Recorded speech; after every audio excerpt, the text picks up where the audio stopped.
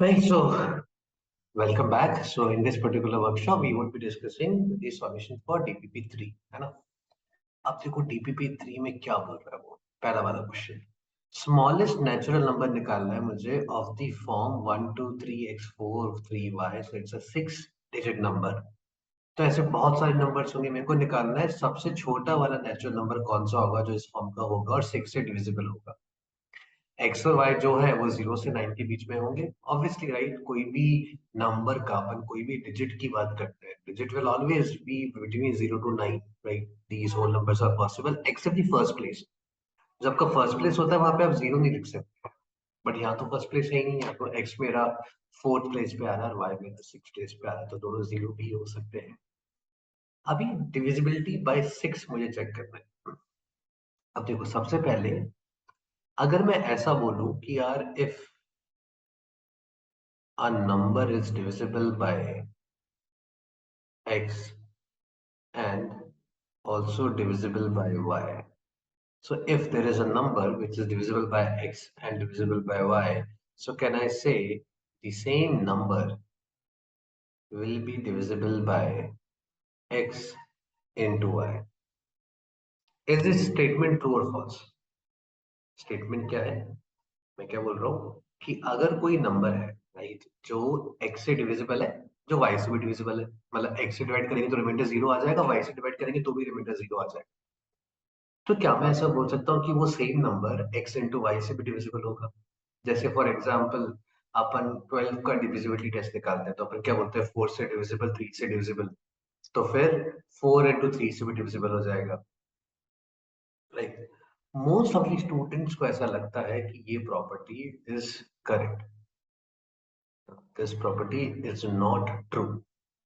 A number is divisible by x. अगर कोई number x से डिविजिबल है और वही सेम नंबर y से भी डिविजिबल है तो हम सिर्फ क्या बोल पाएंगे कि वो जो नंबर है वो एलसीएम ऑफ एक्स वाई से डिविजिबल होगा this would be your correct statement and this would be your property ये ध्यान रखो छोटी सी बेसिक सी बात है बहुत सारे बच्चे गलतियां कर देते हैं मैं क्या बोल रहा हूँ कि अगर एक नंबर मान लो एक्स से और वाई से डिविजिबल है तो वो उन दोनों के एलसीएम से भी डिविजिबल होगा जैसे अपन 12 की बात करते हैं अपन क्या बोलते हैं 12 का divisibility test is you divide by 4 and divide by 3 और 4 और 3 का मल्टीपल भी 12 हो रहा है तो यहाँ पे हमारी प्रॉपर्टी ट्रू होल्ड करती है लेकिन क्यों बिकॉज 4 एंड 3 आर को प्राइम नंबर्स को प्राइम नंबर्स मतलब दोनों में कुछ कॉमन ही नहीं है तो अगर मैं 4 और 3 का एलसीएम निकालूंगा तो 12 आ जाएगा ना वरना बोलने को तो मैं ऐसा भी बोल सकता था ना कि 12 का डिविजिबिलिटी टेस्ट क्या होगा 6 से और 2 से डिविजिबल होना चाहिए अगर 2 से डिविजिबल 6 से डिविजिबल तो फिर 12 से डिविजिबल होगा जबकि वो गलत हो जाएगा देखो 2 से डिविजिबल है और 6 से भी डिविजिबल है ऐसा कोई नंबर ले लेते हैं 18 ले लो ये देखो ये 2 से भी डिविजिबल है यस ये 6 से भी डिविजिबल है यस बट क्या ये 12 से डिविजिबल है द आंसर इज नो इसका मतलब x इंटू वाई काम नहीं करता है काम क्या करता है LCM of x into Y तो जब भी आप किसी कंपोजिट नंबर का डिविजिबिलिटी टेस्ट देखते हो तुम अगर याद करोगे क्लास 9th को क्लास 10th को तो हमें सिर्फ प्राइम नंबर्स के टेस्ट बताए गए हमें कंपोजिट नंबर्स के टेस्ट नहीं बताए गए कंपोजिट नंबर का टेस्ट क्या होता है आप उस कंपोजिट नंबर्स को को प्राइम फैक्टर्स में डिवाइड कर दो और उन को प्राइम फैक्टर्स का डिविजिबिलिटी टेस्ट लगा दो है ना? अब यहाँ पे तो क्या है 6 6 को अगर मैं दो फैक्टर्स में डिवाइड करूं तो को प्राइम में ही जाता है कोई और पॉसिबिलिटी नहीं होती 2 और 3 के अलावा तो यहाँ पे तो वो एक्स इंटू वाई आप लोग को लगता है कि वो सही है लेकिन यहाँ पे भी एलसीएम ही काम कर रहा है तो अभी इस क्वेश्चन की अगर अपन बात करें तो ये नंबर 2 से डिविजिबल होना चाहिए और ये नंबर 3 से डिविजिबल होना चाहिए 2 से डिविजिबल होने के लिए आपकी जो लास्ट प्लेस है वो इवन होनी चाहिए मतलब लास्ट प्लेस पे 0 आ जाए 2 आ जाए 4 आ जाए 6 आ जाए 8 आ जाए यही पॉसिबिलिटीज है तो y की पॉसिबिलिटीज तो मेरे को मालूम पड़ गई अब ये तो हो गया 2 का डिविजिबिलिटी 3 का क्या होता है sum of all the digit should be a multiple of 3 sum of all the digits so 1 plus 2 plus 3 plus x plus 4 plus 3 plus y ये तुम्हारा 3 का मल्टीपल बनना चाहिए कोई ना कोई कितना हो जाएगा ये 3 plus 3 6 12 13 सो 13 plus x plus y ये 3 के मल्टीपल से एक ज्यादा है इसका मतलब इन दोनों का सम कैसा आना चाहिए 3 के मल्टीपल से दो ज्यादा ताकि दो ज्यादा और एक ज्यादा मिला के थ्री का मल्टीपल बन जाएगी। जितना रिमाइंडर यहाँ आ रहा है, बाकी बचा हुआ रिमाइंडर यहाँ से आ जाएगा तो थ्री का मल्टीपल बन जाएगा ना। यहाँ पे एक एक्स्ट्रा है तो यहाँ से मुझे मालूम है दो एक्स्ट्रा हो जाना चाहिए। ठीक है, अब अगर मैं y को जीरो पुट कर दूं तो x मेरा कितना हो जाएगा, टू हो जाएगा, दो ज्यादा, है ना, बिल्कुल होगा। y को मैं और क्या पुट कर सकता हूँ, x को दो ज्यादा, x2 भी हो सकता है, x मेरा थ्री के मल्टीपल से दो ज्यादा, फाइव भी हो सकता है, एट भी हो सकता है, तो भी ये थ्री का मल्टीपल ही बन रहा होगा। y अगर टू हो जाएगा तो क्या होगा, x, ये दो ज्यादा हो चुका है ऑलरेडी, तो ये x मेरा थ्री का मल्टीपल होना चाहिए। थ्री के मल्टीपल में देखो जीरो भी आ जाता है, सिक्स भी आ जाता है। y मेरा अगला क्या होगा, फोर होगा, बिकॉज y की पॉसिबिलिटीज तो अपन को पता है ना। y थ्री के मल्टीपल से एक ज्यादा हो गया तो x भी क्या होगा, थ्री के मल्टीपल से एक ज्यादा। तो या तो ये फोर हो जाए और तो कुछ है ही, या सेवन हो जाए, या वन हो जाए। थ्री के मल्टीपल से एक ज्यादा नहीं, थ्री, जीरो, थ्री, सिक्स, हाँ ठीक है। अच्छा, यहाँ पे थ्री भी आ जाएगा ना, थ्री का मल्टीपल यहाँ पे नाइन भी आ जाएगा। ये थ्री के मल्टीपल से अभी सही है ना, ये जीरो लिए तो यहाँ पे थ्री के मल्टीपल से दो ज्यादा बिल्कुल। अब y अगर सिक्स हो गया तो ये थ्री के मल्टीपल से दो ज्यादा आएगा, तो टू आ जाएगा, फाइव आ जाएगा, एक आ जाएगा। y मेरा एट हुआ तो x क्या हो जाएगा, थ्री के मल्टीपल से एक ज्यादा, मतलब वन आ जाए, फोर आ जाए, सेवन। तो ये सारी पॉसिबिलिटीज निकाल दी देखो मैंने x और y की। अब बच्चे क्या करते हैं ना, स्टार्टिंग में जैसे ही देखा y जीरो, x टू, तो बोल देते हैं x को डाल दो टू और y को डाल दो जीरो। बट ऐसा नहीं है ना, यहाँ देखो x इस वाली प्लेस पर आ रहा है विच इज थाउजेंड्स प्लेस, है ना, और ये अपना यूनिट प्लेस पर है। अगर x छोटा होना चाहिए, x जितना छोटा होगा उतना मेरा स्मॉल नंबर बनेगा ना। x सबसे छोटा कहाँ पे हो रहा है, देखो ये था जीरो, और उस केस में y टू। तो मैं x को जीरो डालूं और y को टू, या फिर x को टू और y को जीरो, तो जीरो टू वाला केस मेरा स्मॉलेस्ट होगा। तो मेरा आंसर मुझे यहाँ से मिल रहा होगा। तो my number would be one two three zero four three to.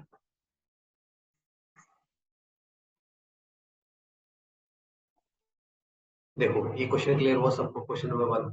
जो भी इसमें बहुत सारे अलग अलग कंसेप्ट है, नंबर सिस्टम के, राइट, डिविजिबिलिटी के, हर कंसेप्ट क्लियर हुआ ना। तो now we quickly move on to the example number two. Example number two जो था अपना, वो अपना ज्योमेट्री बेस्ड था।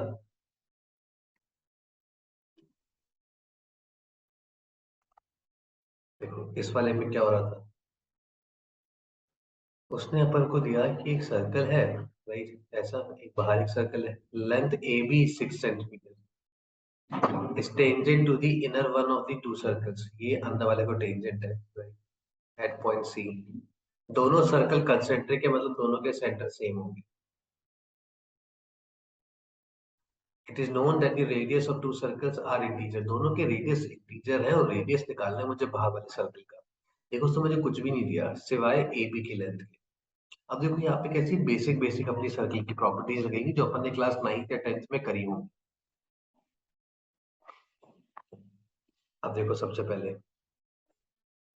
बड़े वाले सर्कल के रेस्पेक्ट में देखो तो ए बी कॉर्ड है, और अगर मैं सेंटर से कॉर्ड पे परपेंडिकुलर डालूं तो वो कॉर्ड को दो इक्वल पार्ट्स में डिवाइड कर देगा,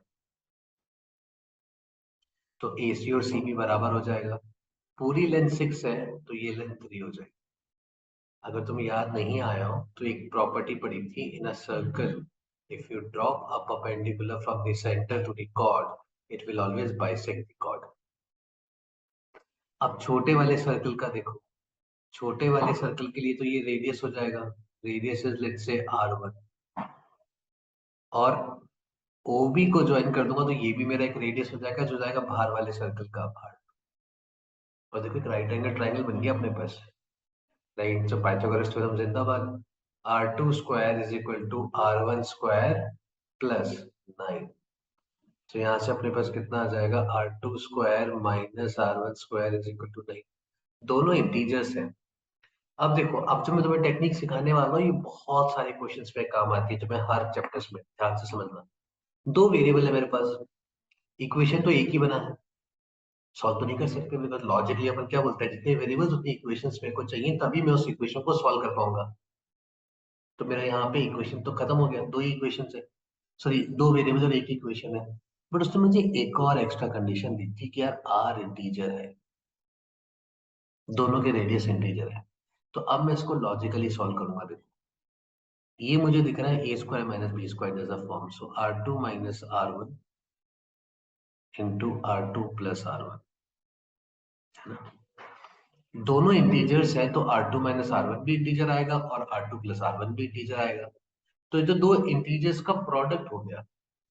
इसका मतलब राइट हैंड साइड भी मेरा दो इंटीजर्स के प्रोडक्ट की फॉर्म में जाना चाहिए। तो 9 को मैं कैसे कैसे लिख सकता हूँ, मैं इसको 1 into 9 लिख सकता हूँ, बिल्कुल लिख सकते हैं। इसको मैं 3 into 3 भी लिख सकता हूँ, बिल्कुल लिख सकता हूँ। और कोई तरीका है इसको लिखने का? 1 into 9 तो इंटू 3, बस यही है। और तो फिर नेगेटिव हो जाएगा, -1 into -9 और -3 into -3। But R1 plus R2 negative कैसे आएगा? दो रेडियस का सम तो नेगेटिव आएगा। तो मेरे पास दो ही पॉसिबिलिटीज है। इंटीजर होगा तो, अगर ये रियल नंबर होता ना, मान लो इंटीजर नहीं लिखा हुआ था, तो बहुत सारी वैल्यूज हो जाएगी ना। R1 स्क्वायर आ जाए कुछ 9.142, R2 स्क्वायर हो जाए 0.142, डिफरेंस निकालूंगा 9 आ जाएगा।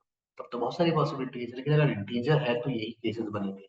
तो यहाँ से मैं दोनों केस को सॉल्व कर लेता हूँ। तो केस वन क्या हो जाएगा, R2 minus R1 is equal to 1 and R2 plus R1 is equal to 9। और केस टू क्या हो जाएगा, R2 minus R1 is equal to 3 and R2 plus R1 is equal to 3। अपने पास दो इक्वेशंस हो गई, दो दो वेरिएबल हो गए, दोनों को अपन सॉल्व कर लेते हैं।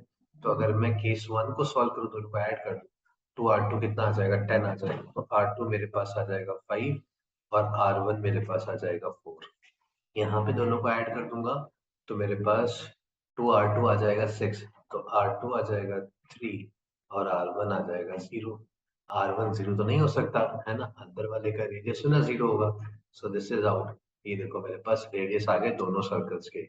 उसने मुझसे पूछा था आउटर सर्कल मतलब बड़ा वाला सर्कल, तो माय आंसर इज 5। देखो आया समझ में? तो ऐसी बहुत बार हमारे पास इक्वेशन बन जाती है जहां पे दो वेरिएबल्स हो गए लेकिन इक्वेशन एक ही बना है। लेकिन उस क्वेश्चन को गौर से देखोगे तो जो वेरिएबल्स होंगे ना, वो इंटीजर्स या नेचुरल नंबर्स या होल नंबर्स दिए होंगे। तो इस तरह से अपन उसको ब्रेक करा के वहां पे आंसर्स को निकाल सकते हैं। क्लियर हुआ ना क्वेश्चन नंबर 2? सिमिलर लॉजिक पे ही क्वेश्चन नंबर 3 भी तुम्हारा दिया हुआ। क्वेश्चन नंबर 3 को भी तुम देखोगे तो it is the same approach. क्या पूछा था? पॉजिटिव इंटीजर्स थे पी क्यू आर। देखो set of values of R पूछ रहा हूँ और मैंने तीन वेरिएबल दिए हुए हैं और इक्वेशन एक ही है। फिर से वही क्या है, पॉजिटिव इंटीजर सर प्राइम है। तो अब देखो यहाँ पे P square minus Q square is equal to R था। तो इसको मैं फिर से ब्रेक कर दूंगा, पी प्लस क्यू, ये होगा। अब आर तो प्राइम है। अब ये आर देखो मेरा दो इंटीजर्स के प्रोडक्ट की फॉर्म में चला गया है। प्राइम नंबर्स प्रोडक्ट की फॉर्म में कैसे जाएंगे? ये तो जा ही नहीं सकते, बिकॉज प्राइम नंबर्स तो खुद से या वन से डिविजिबल होते हैं। इसका मतलब one of these would be one. अब p प्लस की तो वन नहीं हो सकता है, बिकॉज दो पॉजिटिव इंटीजर्स का सम वन कैसे निकालूंगा? इसका मतलब मुझे यहाँ से ये मालूम चल गया कि यार p माइनस क्यू जो है वो ही वन होगा, उसके अलावा तो और कुछ हो नहीं सकता। p माइनस क्यू वन है और p प्लस क्यू जो है वो r के बराबर। आप सोच के देखो, दो प्राइम नंबर्स जिनका डिफरेंस वन आ रहा है और दो प्राइम नंबर्स का सम एक प्राइम नंबर के बराबर आ जाए। इंपॉर्टेंट कहानी तो कहीं यहीं पे खत्म हो जाएगी। दो प्राइम नंबर्स का डिफरेंस बना रहा है। अब किसी भी अपन प्राइम नंबर की बात करते हैं, सारे प्राइम नंबर्स ऑड नंबर्स होते हैं और दो ऑड नंबर्स के बीच में मिनिमम डिफरेंस कितना आता है, 2 का आता है। इसका मतलब मुझे आगे तो कुछ प्राइम नंबर्स मिलेंगे ही नहीं जहां पे p माइनस क्यू वन हो जाए। p माइनस क्यू वन कब होगा, जब दोनों कॉन्जिक्यूटिव होंगे। और दो कॉन्जिक्यूटिव प्राइम नंबर्स मुझे सिर्फ एक ही जगह मिलता है, दैट इज 2 and 3। तो मुझे मालूम है ये कंडीशन फुलफिल करने वाले सिर्फ एक ही ऐसा पेयर है कि तुम्हारा p हो जाए 3, q हो जाए 2, तो p माइनस 3 तुम्हारा 1 आ जाए। इसके अलावा कोई और पेयर ही नहीं है जो दो प्राइम नंबर आजू बाजू बैठे हो। तो ये मेरे को तो p माइनस क्यू वन चाहिए ना। सो P3 आ गया, Q2 आ गया, P प्लस Q कितना आ जाएगा, R 5 हो जाएगा। तो set of all possible values of R कोई नहीं है, एक ही एलिमेंट है सबके पास, दैट्स 5। देखो हुआ ना, ये वाला एग्जांपल भी clear. Now we move on to the next example. Question number 4 है। ये तो तुम्हारे सब वो इंटीजर टाइप जैसे क्वेश्चंस थे, है ना। क्वेश्चन नंबर 4 भी ऑब्जर्वेशन वाला क्वेश्चन है ना, देखने में लगता है कि पता नहीं कैसे ही सॉल्व होगा, क्या दे दिया सर ने। बट अगर तुम इसको सॉल्व करोगे बाय ऑब्जर्वेशन तो बहुत प्यारा क्वेश्चन है, एंड हमने ऑब्जर्वेशन स्किल्स को शार्पन करने के लिए, देखो इक्वेशन को सॉल्यूशन निकालना है, मतलब मैं तो सॉल्यूशन से पॉलिनोमियल्स का निकाल सकता हूँ, या फिर ट्रिग्नोमेट्रिक इक्वेशन का, या तो ट्रिग्नोमेट्री का रोल ही नहीं है ना। मतलब ये पूरी पूरी राम कहानी कन्वर्ट तो किसी पॉलिनोमियल में होगी होगी। गौर से देखता हूँ मुझे क्या क्या दिख रहा है। 3 की पावर 2x स्क्वायर दिख रहा है, 3x स्क्वायर दिख रहा है, प्लस x प्लस 6 दिख रहा है, यहाँ पे x प्लस 6 आया, x स्क्वायर नहीं आया, और यहाँ पे भी 2 आ गया। ये 2 दिख रहा है देखो दोनों जगह, है ना। और ये 2 इंटू समथिंग, तो इस 3x स्क्वायर इसको पूरे का होल स्क्वायर लिख सकता हूँ, -2। 3x स्क्वायर है ना, तो यहाँ से भी 3x स्क्वायर बनाते हैं, तो मैं 3x स्क्वायर अलग कर लेता हूँ, 3x स्क्वायर अलग कर लेता हूँ, और 3 की पावर x प्लस 6 अलग कर लेता हूँ। अभी 3 की पावर x प्लस 6 अलग हो गया, अब अगली वाली टर्म में मुझे x प्लस 6 दिख रहा है, तो मैं उसका भी 2 गायब करा देता हूँ। देखो मैंने जो प्रॉपर्टीज यूज करी है यहाँ पे, वो a raise to power b c nothing but a raise to power b whole raise to power c, whole raise to power c। और दूसरी मैंने यूज की है a raise to power b plus c is nothing but a raise to power b into a raise to power c, है ना। ये दो properties मैंने इंडिसेस की यूज करी है यहाँ पे। अब गौर से देखो, ये तुम्हारे पास एक टर्म है, ये तुम्हारे पास एक टर्म है, दोनों का स्क्वायर है, दोनों अलग अलग टर्म्स है। इसको अपन x देखें तो ये क्या लिखा हुआ है, एक्स स्क्वायर माइनस 2x, और इसको अगर मैं वाई स्क्वायर देख लूं तो ये लिखा हुआ है y। तो ये पूरा का पूरा एक्सप्रेशन मेरा किस फॉर्म में लिखा हुआ है, X square minus 2xy plus Y square is equal to 0, which is nothing but x minus y का whole square. So I know I can write this expression as 3x square minus 3 raised to power x plus 6 whole square is equal to 0। बस अब कहानी खत्म है इस question की। तो 3x square minus 3 raised to power x plus 6 is equal to 0। So from here I can write 3x square is equal to 3 raised to power x plus 6। तो यहाँ से अपन क्या लिखेंगे, x square is equal to x plus 6। इस quadratic को बनाते हैं और इस क्वाड्रेटिक को अपन सॉल्व कर लेंगे। क्या बनेगा, ये x minus 3 into x plus 2 is equal to 0। तो अपने पास यहाँ से सॉल्यूशन आ जाएगा 3 और -2, 3 और -2, 3 और -2। Option C is the correct answer.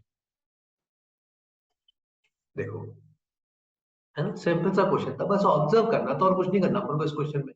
एक बार तुमने अगर ऑब्जर्व कर लिया, तुमने देखा टर्म्स किस टाइप्स में दे रखी है, टर्म्स के बीच में कुछ मेरे को रिलेशन दिख रहा है कि नहीं दिख रहा है, ऑटोमेटिकली वो कन्वर्ट होगा। बिकॉज एट द एंड अगर मुझे किसी इक्वेशन का सॉल्यूशन निकालना है तो मुझे उसको पॉलिनोमियल में कन्वर्ट कराना ही पड़ेगा। क्योंकि जब तक वो पॉलिनोमियल में कन्वर्ट नहीं होगा अपन उसका आंसर कैसे निकालेंगे।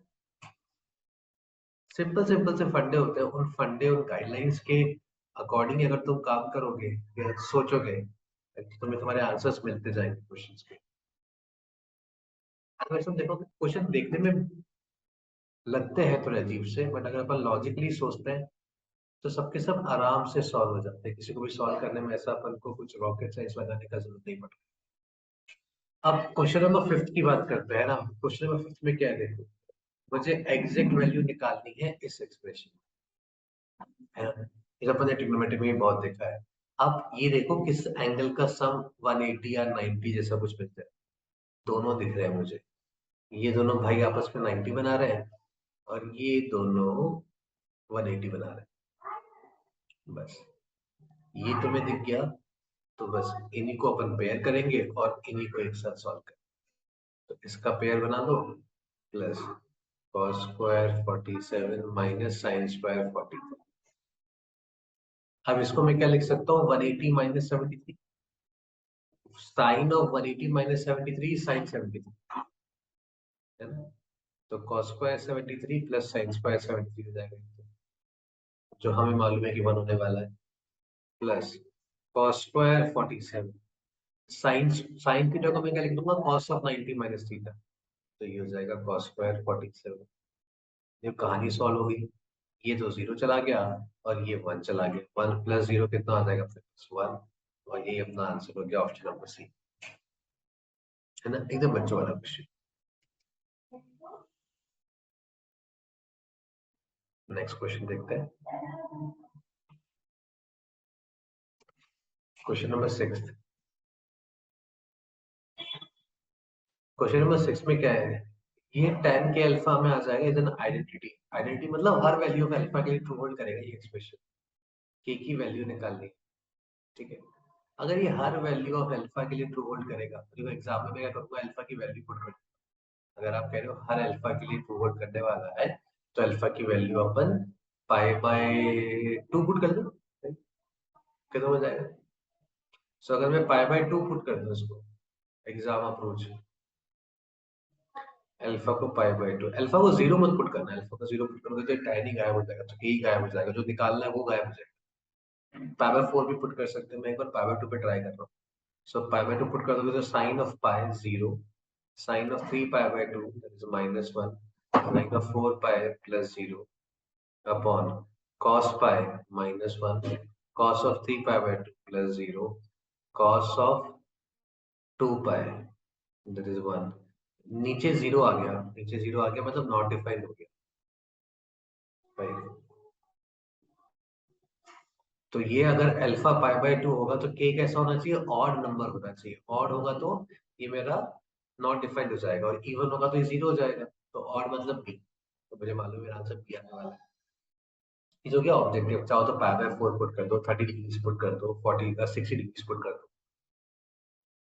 अब अगर इसको अपन एकदम अच्छे बच्चों की जैसे सॉल्व करेंगे तो क्या करेंगे, कुछ नहीं करेंगे, पेयर बनाएंगे, इन दोनों का पेयर बनाएंगे, इन दोनों का पेयर बनाएंगे, तो sine A plus sine B लगाऊंगा, तो 2 sine A plus B by 2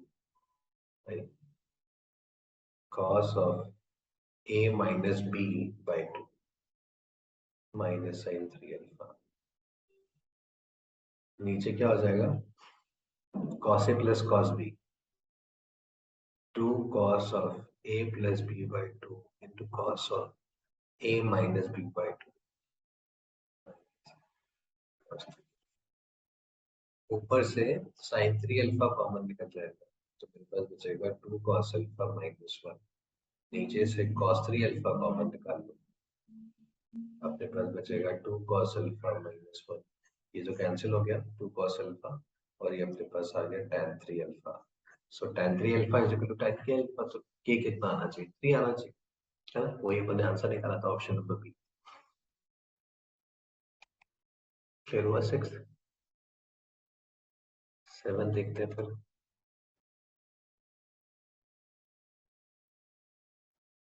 आज क्या बचा है, सब लोग शांत कैसे हैं, कोई कुछ बोल ही नहीं रहा है।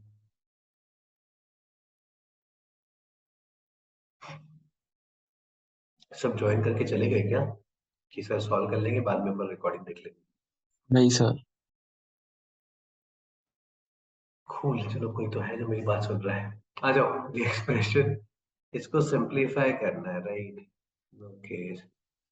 तो 50 60 70 तो 80 हो रहा है, लेकिन ये दोनों का डिफरेंस हो जा रहा है, इन दोनों का भी डिफरेंस 90 हो जा रहा है, और इन दोनों का सम भी 80 हो जा रहा है।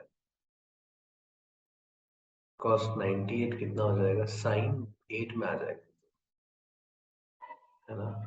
अच्छा ये 158 है, हाँ ठीक है 158 ना, तो इन दोनों का सम भी तो 180 हो रहा है, ये 157 है, मैं इसको 57 दिख रहा था, बिल्कुल समझ में आया ना, तो आप सबको पेयर बना दूंगा मैं, साइन 22 cos 8,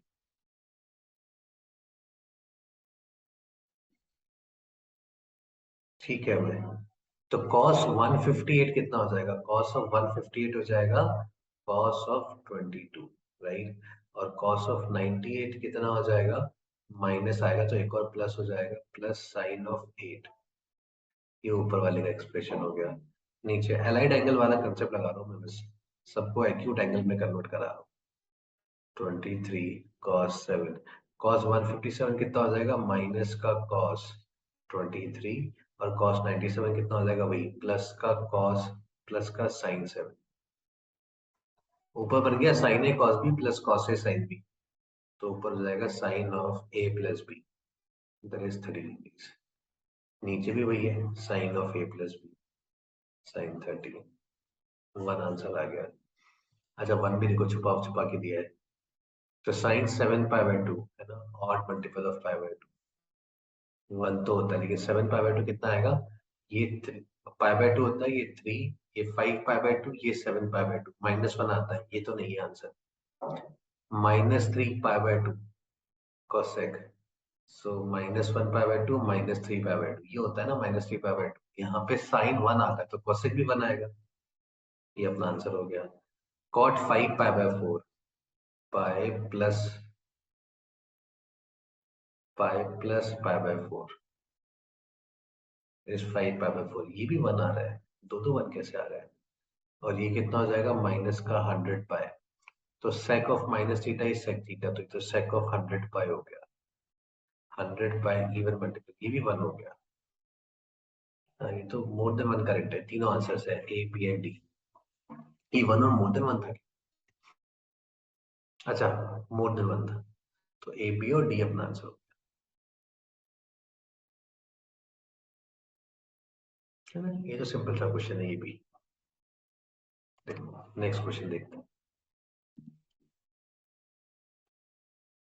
ये क्वेश्चन को देने के पीछे सिर्फ एक ही पर्पस था कि 1 माइनस साइन ए तुम लिखोगे cos A/2 minus sine A/2 का होल स्क्वायर, राइट। और जब अंडर रूट के बाहर निकालोगे तो मॉडुलस के साथ वो बाहर निकलेगा, है ना। तो तुम्हारे पास यहाँ पे जब तुम सॉल्व करोगे तो क्या, मैं यहाँ पे कौन सी प्रॉपर्टी लगा रहा हूँ, 1 plus minus sine A is basically cos A/2 plus minus sine A/2 का होल स्क्वायर, है ना। और दूसरा अपन ने देखा था मॉड ऑफ एक्स स्क्वायर जब भी होता है तो, sorry square root of X square होता है पर उसको मॉड एक्स लिखते हैं। तो जब मैं इसको सिंप्लीफाई करूंगा तो ये मॉड के साथ में ओपन कराना है इसको, तो ये मॉड के साथ में ओपन होगा तो अपने पास आएगा, ऊपर आएगा माइनस वाला, तो cos A/2 minus sine A/2, नीचे आएगा पॉजिटिव वाला।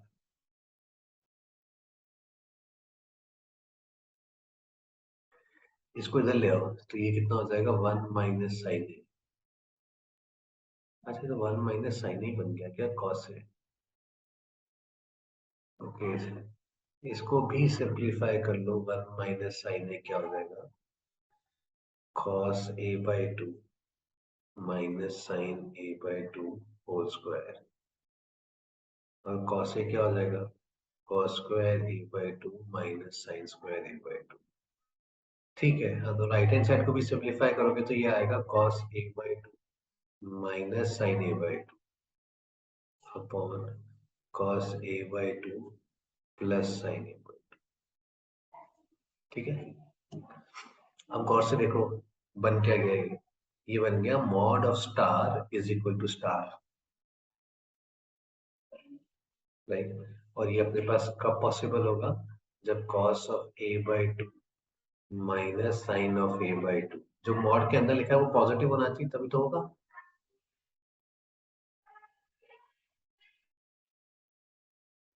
This needs to be larger than और equal to 0।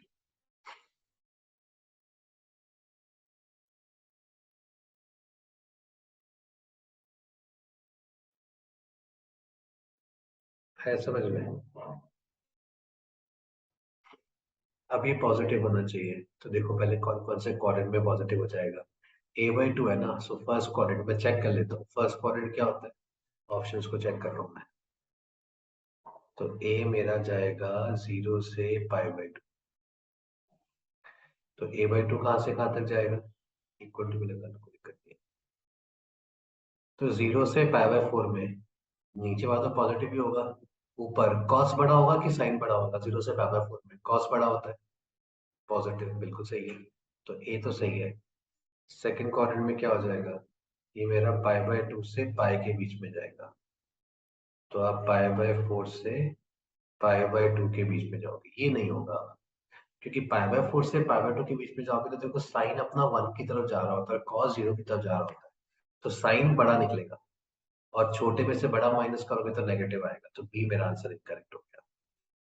C third quadrant check करता हूँ, थर्ड कहाँ से कहाँ तक जाएगा, पाई से 3π/2 तक जाता है, तो मैं a/2 कहाँ से कहाँ तक जाएगा, π/2 से 3π/4, है ना, π/2 से 3π/4 की बात कर रहा हूँ मैं, π/2 से 3π/4।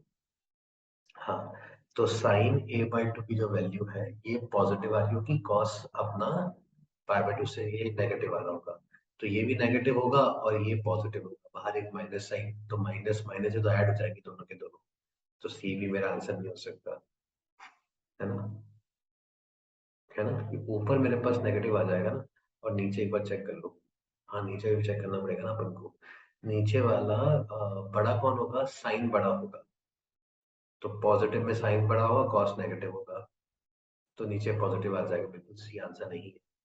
अब डी चेक कर लेते हैं।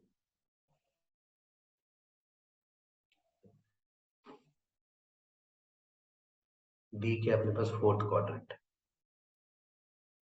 3π/2 से 2π, सो 3π/4 से पाई तक जाना है,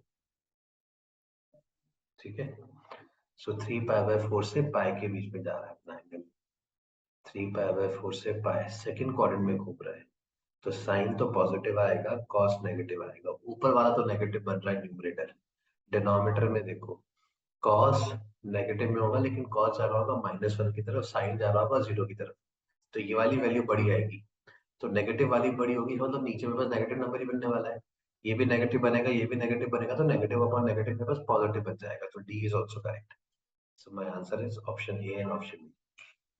एक बार दोबारा से देख लो, बिकॉज बहुत अच्छा कंसेप्ट अपन ने यहाँ पे डिस्कस किया, बहुत सारे क्वेश्चंस में काम आता है ये, कि यार कॉस के माइनस साइन जो है वो कब पॉजिटिव होता है, कब नेगेटिव होता है, सो बहुत ही अच्छा और बहुत ही प्यारा क्वेश्चन। शांति से एक बार देख लो, कोई डाउट है तो पूछो, वरना एक बार जब मैं रिकॉर्डिंग शेयर करूंगा तो एक बार रिकॉर्डिंग पे अच्छे से इस क्वेश्चन की तो देख ही लेना, ताकि ये कंसेप्ट दिमाग में अच्छे से चला जाए।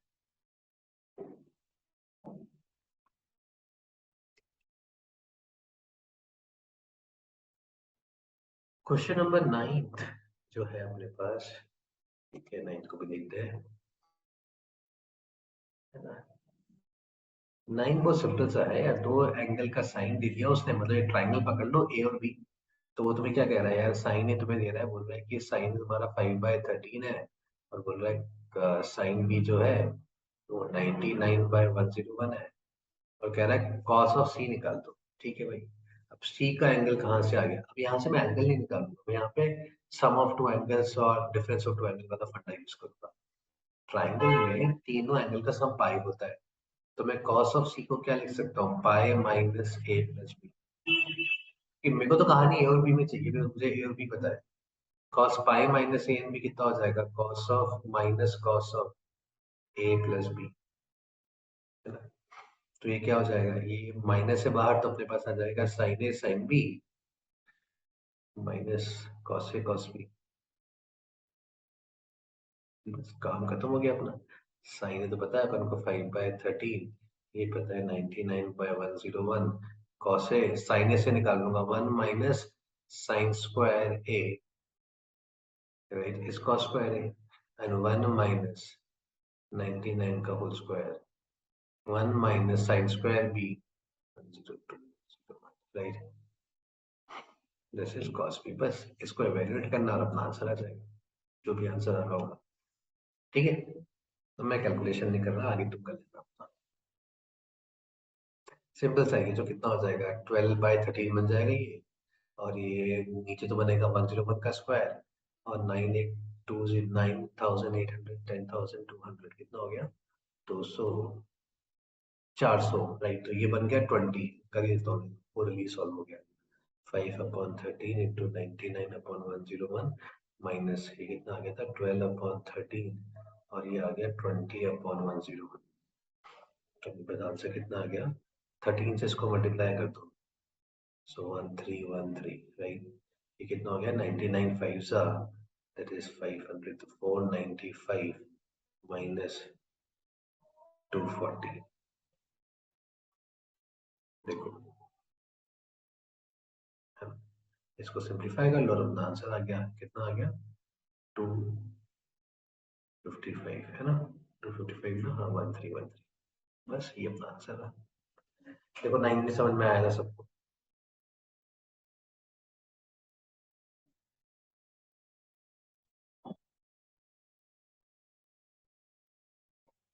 तो नेक्स्ट क्वेश्चन देखो क्या है, sec A और cosec B दे रखा है।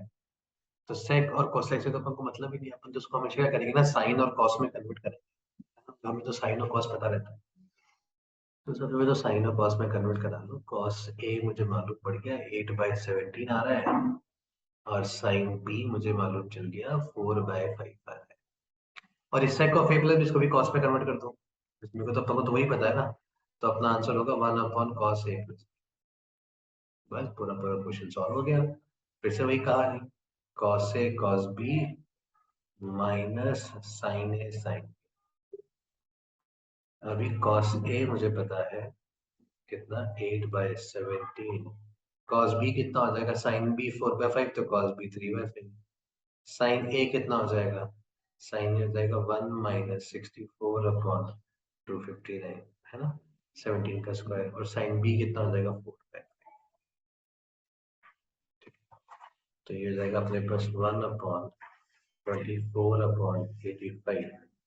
ये कितना हो जाएगा, 13 4 52/1785, है ना। ये इसमें माइनस ही था ना, बिल्कुल।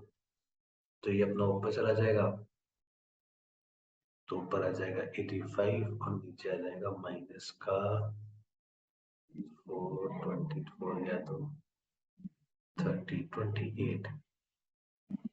तो अपना आंसर हो गया माइनस का 85/28,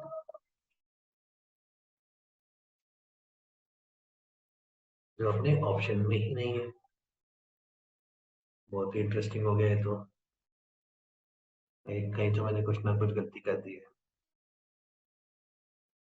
इसे कैलकुलेशन में मिस्टेक है कहीं ना कहीं। तो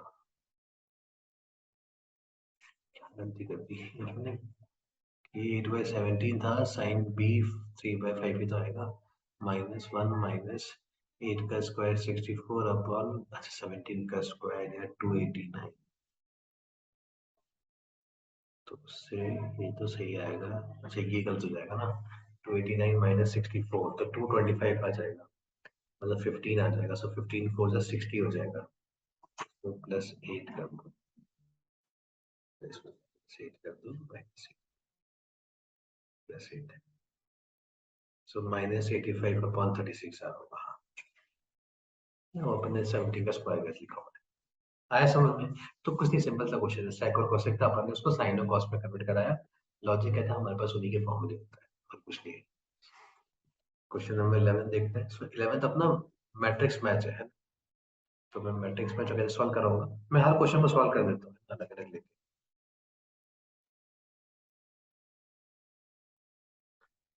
सबसे पहला क्वेश्चन तो बहुत ही लॉजिकल है कि यार तुम्हारे पास कितने राइट एंगल ट्रायंगल बन जाएंगे अगर मैं तुम्हारी हैप्पीनेस फिक्स कर दूं तो। मान लो हैप्पीनेस फिक्स कर दी मैंने, मतलब मैंने बोला ये तुम्हारी हैप्पीनेस रहेगी। अब बनाओ राइट एंगल ट्रायंगल।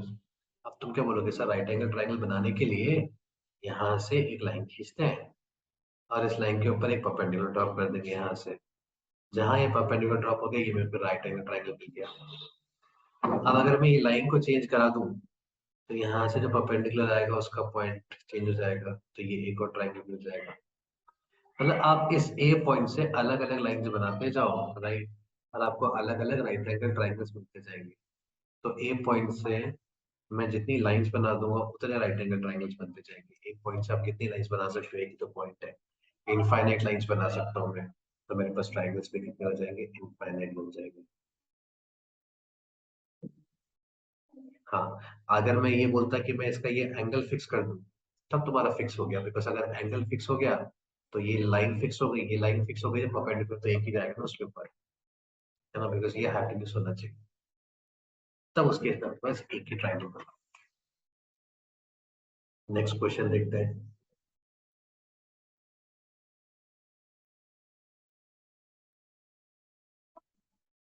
राइट, ये तो अपनी प्रॉपर्टी होगी, राइट। ठीक है, जिन लोगों ने स्ट्रेट लाइन के यहाँ पे स्टार्ट हो चुका है वो पता होगा, जिनके यहाँ पे स्टार्ट नहीं हुआ है तो ध्यान रखो, अपन जब करेंगे स्ट्रेट लाइंस तो अपन वहां पे डिस्कस करेंगे ऑर्थो सेंटर और सर्कम सेंटर को सेंट्रोइड 2:1 के रेशियो में डिवाइड करता है, तो के की वैल्यू क्या हो जाएगी 2/1 विच इज इक्वल टू 2। तो इसका आंसर 2 हो जाएगा। नहीं आता है ओके, राइट, ये क्वेश्चन यहाँ पे आया है तो अगर नहीं पता है तो बस स्ट्रेट लाइन में डिस्कस करेंगे।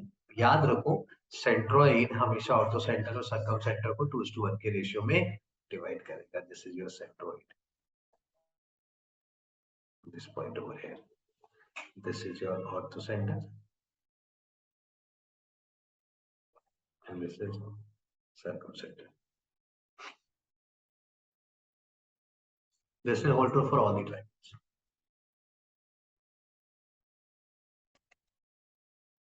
थर्ड क्वेश्चन क्या है देखते हैं।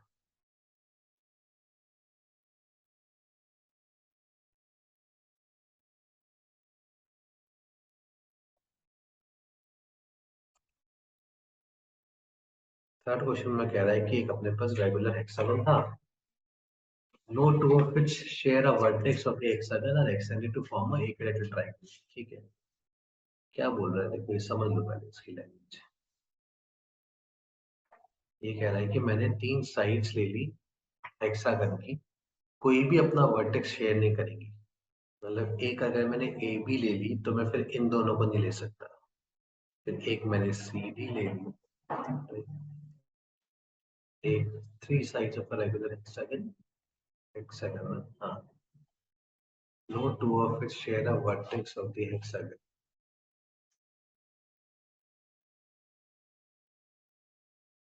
ये दोनों होगी, ये दोनों होगी और एक ये होगी। They are extended. अब ये एक्सटेंड होगी तो ये तो ऐसे एक्सटेंड होगी, है ना, इधर जाएगी, ये इधर जाएगी, ये इधर जाएगी, इससे मिल जाएगी, इधर जाएगी, इधर जाएगी, इससे मिल जाएगी, इधर जाएगी, इससे मिल जाएगी। ये अपने पास एक ट्राइंगल बन गया, triangle P Q are. This is the equilateral triangle.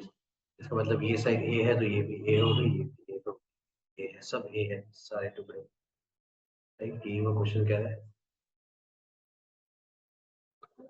The perimeter of the triangle thus formed, perimeter of the triangle कितना हो जाएगा, सारी साइड्स का सम, सो p plus a plus a plus a, side 3 है, so perimeter of the triangle, perimeter of triangle is 3 times the side, तो 9a हो गया। ठीक है, अभी और क्या निकालना है हमें, is p times the perimeter of the hexagon, so perimeter of the hexagon क्या हो जाएगा 6a, perimeter of hexagon, है ना। सिर्फ क्वेश्चन का समझने का ही फेर था और तो कुछ है ही।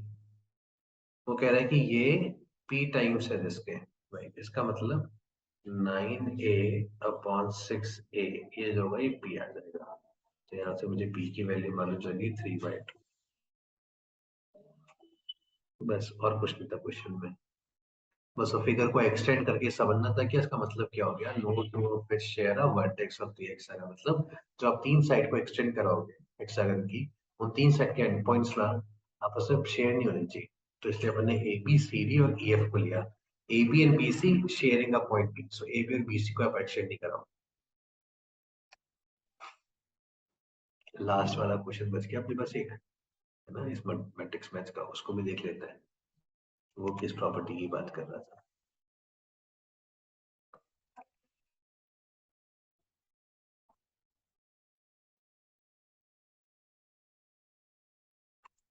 देखो वो क्या बोल रहा है इस फिगर में, कह रहा है BC जो है वो टेंजेंट है, सेंटर D है, डायमीटर 12 है, डायमीटर 12 है तो DC मेरा रेडियस होगा, BC 6 आ जाएगा, और ये 90 होता है बिकॉज लाइन को पॉइंट ऑफ टेंजेंसी से अपन ज्वाइन करते हैं किसी भी सर्कल में। अगर मेरे पास एक टेंजेंट है यहाँ पे टच कर रही है और मैं अगर सेंटर को इस पॉइंट ऑफ टेंजेंसी से ज्वाइन करो तो ये एंगल हमेशा 90 मिलता है, तो मुझे ये एंगल कितना मिल जाएगा, 90 मिल जाएगा। तो अब फिर से राइट एंगल ट्राइंगल लग जाएगा। डी बी स्क्वायर कितना हो जाएगा, 8 square plus 6 square, that is 100। So D B is equal to 10। D B तो आ गया अपने पास। क्वेश्चन ने पूछा क्या है, एफ बी पूछा है, ठीक है। अच्छा, एफ बी मतलब ये वाली लेंथ एफ बी, ठीक है। सो अपन एफ बी को कैसे निकालेंगे, चलो। डीई अपन को पता है कितना है, डीई 6 है और डीबी 10 है, तो ईबी कितना हो जाएगा, 4 हो जाएगा। गौर से देखो, ये तुम्हारे दो सिमिलर ट्राइंगल्स बन गए ना, तो जो साइड्स का रेशियो होगा that is EF upon C D, है ना। दो सिमिलर ट्राइंगल्स में साइड्स का रेशियो सेम आता है ना, तो ईएफ अपॉन सी डी जो होगा वही तुम्हारा, ईएफ लिया ना मैं तो छोटे वाला ट्राइंगल लिया, तो बीई अपॉन बीडी होगा। सो ईएफ तो मुझे निकालना है, तो ईएफ कितना हो जाएगा, BE upon BD into CD. Let us calculate this. BE is how much? BE is 4, BD is 10, CD is 6. So 24 by 10, that is 2.4 in fraction, right? Or you can write 24 by 10 is 12 by 5. Fraction में लिख दो या decimal में लिख दो, ये अपना answer हो गया। ये हो गया अपना फोर्थ वाले का आंसर। देखो यहाँ पे क्या हुआ, सिमिलैरिटी यूज करके। तो दो ट्राइंगल जब सिमिलर होते हैं तो अपन क्या बोलते हैं, उनके साइड का स्क्वायर, सॉरी साइड का जो रेशियोज होंगे कॉरेस्पॉन्डिंग साइड्स के रेशियो वो सेम आते हैं, और जो एरियाज का रेशियोज होता है ना वो साइड के रेशियो का स्क्वायर आता है। यहाँ पे अपन लिख लेते हैं, बस बेसिक कंसेप्ट इतना इनका काम आ जाता है। Two triangles are similar, then पहली condition, ratio of corresponding sides, corresponding sides की जगह तुम कॉरेस्पॉन्डिंग लेंथ लिख सकते हो। बता रहा हूँ मैं लेंथ क्यों लिख रहा हूँ, कि साइड्स का रेशियो तो सेम आएगा ही आएगा। मान लो मैंने एक का मीडियन ले लिया, तो इसका मीडियन उसका मीडियन, मीडियन का रेशियो भी सेम आएगा। एंगल बाइसेक्टर की लेंथ का रेशियो ले लो वो भी सेम आ जाएगा, एल्टीट्यूड का रेशियो ले लो वो भी सेम आ जाएगा, कोई भी दो रेस्पेक्टिव लेंथ ले लो आपका रेशियो सेम ही आएगा। Second, ratio of areas of triangle is square of area of square of length of sides. देखो यहाँ तक समझ में आया कि नहीं आया सब कुछ, कोई डाउट है तो बोलो, otherwise we are done with this class.